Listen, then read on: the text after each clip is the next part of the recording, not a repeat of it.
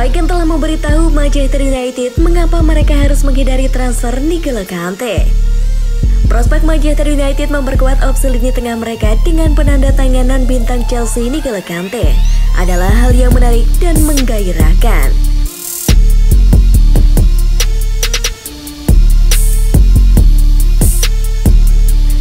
Pemain berusia 37 tahun sejak tiba di Inggris dari KM pada tahun 2015 telah menjadi semakin kuat memantapkan dirinya sebagai salah satu gelandang terbaik di dunia.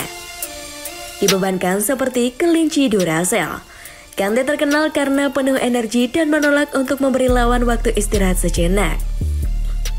Menghadapinya harus membuat siapapun tidak bisa tidur di malam sebelumnya.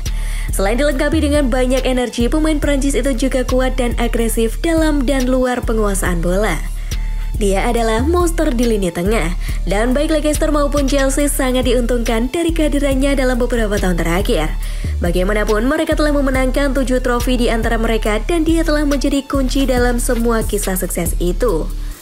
Tetapi dengan hanya sedikit lebih dari 1 tahun tersisa di kontrak Chelsea-nya, spekulasi tentang masa depannya mulai meningkat. Menurut Guardian, United tertarik dengan tanda tangannya menjelang jendela transfer musim panas dan melihatnya sebagai pemain yang dapat memperkuat opsi lini tengah klub karena Erik ten Hag ingin mengawasi musim panas perubahan dan transisi. Pada awalnya prospek menambahkan Kante ke opsi lini tengahnya adalah hal yang menarik.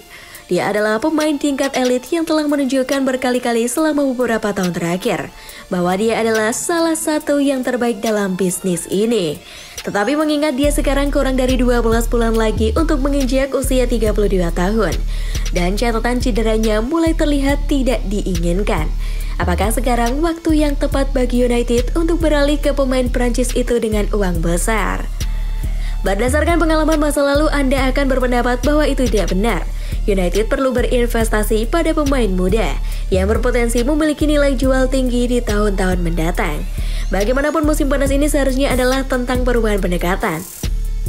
Oleh karena itu, United harus, meskipun mungkin tampak menggoda karena kecemerlangan Kante selama beberapa tahun terakhir, menghindari menginvestasikan sejumlah besar uang pada pemain yang ketersediaannya mulai berkurang. Bahkan pelatih kepala Chelsea Thomas Tuchel telah mengakui bahwa kebugaran gelandang tidak dapat diandalkan seperti dulu. Sulit untuk hidup dengannya karena penting baginya untuk berada di sana dan memiliki ritme, kata Tuchel berbicara awal bulan ini. Dia terus-menerus mulai mendapatkan ritme dan begitu dia memiliki ritme, dia mendapat sedikit cedera dan dia keluar lagi. Pria yang mendapatkan Man of the Match di setiap pertandingan Liga Champions ini hanya ada di sini untuk 40% pertandingan. Ini sangat besar bagi kami. Kami akan melakukan segalanya untuk menyelesaikannya. Saya tidak menyalahkannya, tetapi ini adalah masalah besar, kekhawatiran. Berdasarkan pengakuan itu, apakah bijaksana bagi United untuk menginvestasikan sejumlah uang X pada pemain yang keandalannya menjadi perhatian? Tentu saja tidak. Mereka perlu merekrut dengan bijak dan masuk akal musim panas ini, yang berarti peringatan Tuchel seharusnya cukup untuk menunda mereka.